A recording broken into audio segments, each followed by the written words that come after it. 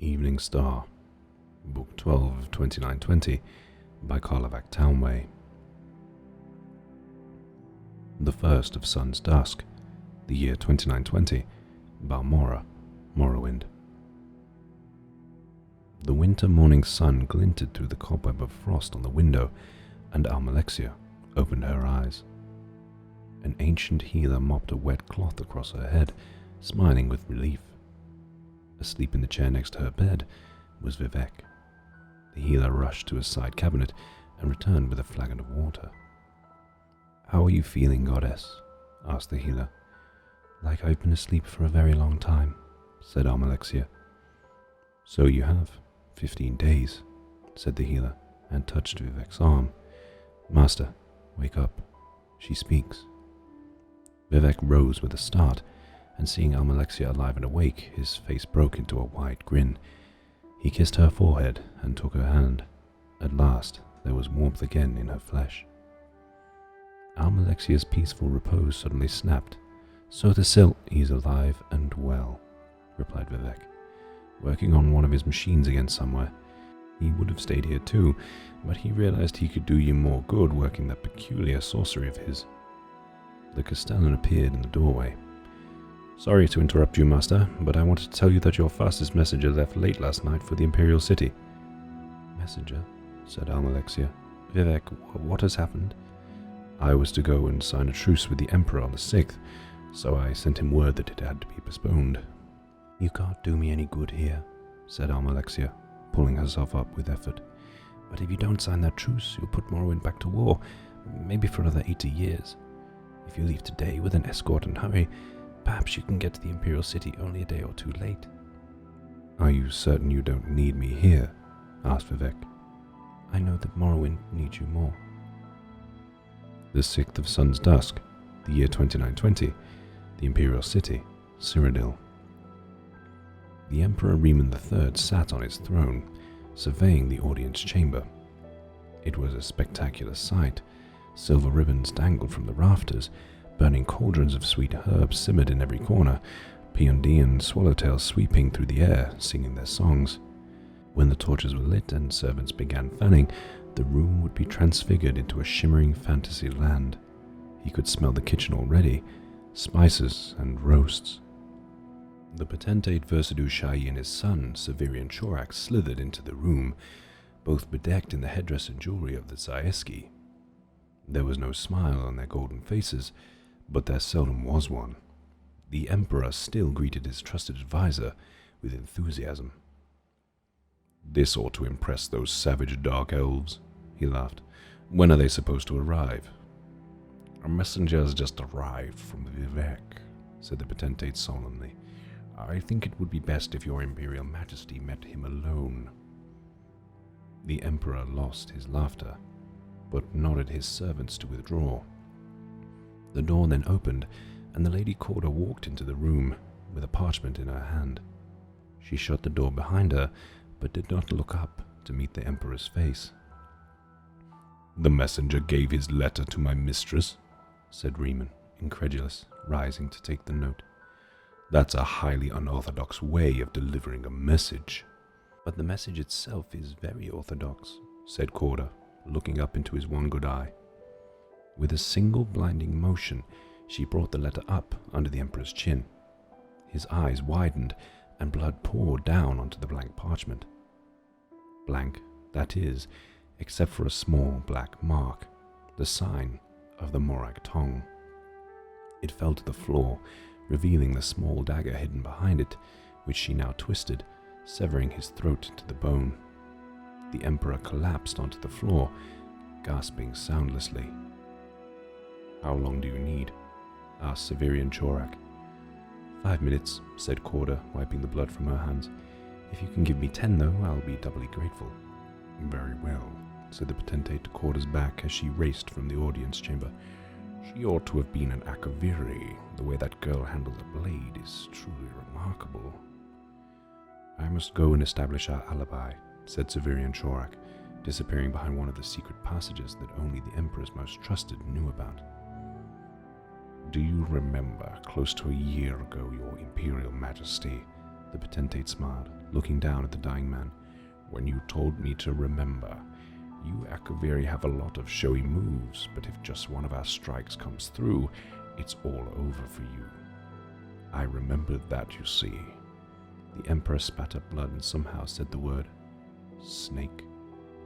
"I am a snake, your Imperial Majesty, inside and out. But I didn't lie. There was a messenger from Vivek. It seems he'll be a little late in arriving." The potentate shrugged before disappearing behind the secret passage. "Don't worry yourself. I'm sure the food won't go bad." The Emperor of Tamriel died in a pool of his own blood in his empty audience chamber decorated for a grand ball. He was found by his bodyguard 15 minutes later. Corda was nowhere to be found. The 8th of Sun's Dusk, the year 2920, Caer Suvio, Cyrodiil. Lord Glar, apologizing profusely for the quality of the road through the forest, was the first emissary to greet Vivek and his escort as they arrived. A string of burning globes decorated the leafless trees surrounding the villa, bobbing in the gentle but frigid night breeze. From within, Vivek could smell the simple feast and a high, sad melody. It was a traditional Akaviri wintertide carol. Potentate Versidue Shahi greeted Vivek at the front door. "I'm glad you received the message before you got all the way to the city," said the potentate, guiding his guest into the large, warm drawing room. "We are in a difficult transition time, and for the moment it is best not to conduct our business at the capital." "There is no heir?" asked Vivek. "No official one, though there are distant cousins vying for the throne. While we sort the matter out, at least temporarily, the nobles have decided that I may act in the office of my late master." Versidue Shahi signaled for 2 of the servants to draw 2 comfortable chairs in front of the fireplace. "Would you feel most comfortable if we signed the treaty officially right now?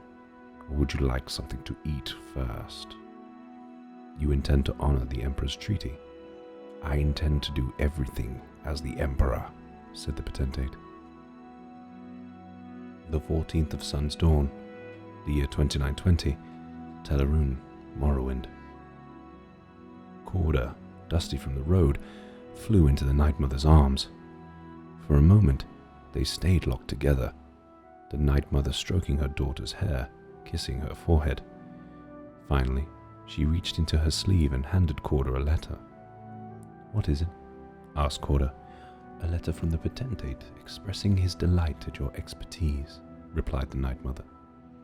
"He's promised to send us payment, but I've already sent him back a reply. The late Empress paid us enough for her husband's death. Mephala would not have us be greedy beyond our needs. You should not be paid twice for the same murder, so it is written." "He killed Rija, my sister," said Corda quietly, "and so it should be that you struck the blow. Where will I go now? Whenever any of our holy workers becomes too famous to continue the crusade, we send them to an island called Voanora. It's not more than a month's voyage by boat, and I've arranged for a delightful estate for your sanctuary." The Night Mother kissed the girl's tears. "You meet many friends there, and I know you will find peace and happiness at last, my child." The 19th of Sun's Dusk, the year 2920, Mournhold, Morrowind. Almalexia surveyed the rebuilding of the town. The spirit of the citizens was truly inspirational, she thought, as she walked among the skeletons of new buildings standing in the blackened, shattered remains of the old. Even the plant life showed a remarkable resilience. There was life yet in the blasted remains of the comberry and rhubarb shrubs that once lined the main avenue. She could feel the pulse. Come springtide, green would bolt through the black. The Duke's heir, a lad of considerable intelligence and sturdy Dunmer courage, was coming down from the north to take his father's place. The land would do more than survive. It would strengthen and expand. She felt the future much more strongly than she saw the present. Of all the things she was most certain of, she knew that Mournhold was forever home to at least one goddess. The 22nd of Sun's Dusk, the year 2920, the Imperial City, Cyrodiil. The Cyrodiil line is dead, announced the potentate to the crowd gathered beneath the speaker's balcony of the Imperial Palace. But the Empire lives. The distant relatives of our beloved Emperor have been judged unworthy of the throne by the trusted nobility who advised His Imperial Majesty throughout his long and illustrious reign. It has been decided that as an impartial and faithful friend of Riemann III, I will have the responsibility of continuing on in his name. The Akaviri paused, allowing his words to echo and translate into the ears of the populace. They merely stared up at him in silence. The rain had washed through the streets of the city, but the sun, for a brief time, appeared to be offering a respite from the winter storms. I want to make it clear that I am not taking the title Emperor, he continued. I have been and will continue to be Potentate Versidu Shai, an alien welcomed kindly to your shores.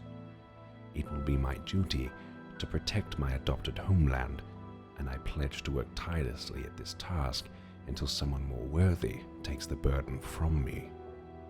As my first act, I declare that in commemoration of this historical moment, beginning on the 1st of Morning Star, we will enter year 1 of the second era as time will be reckoned.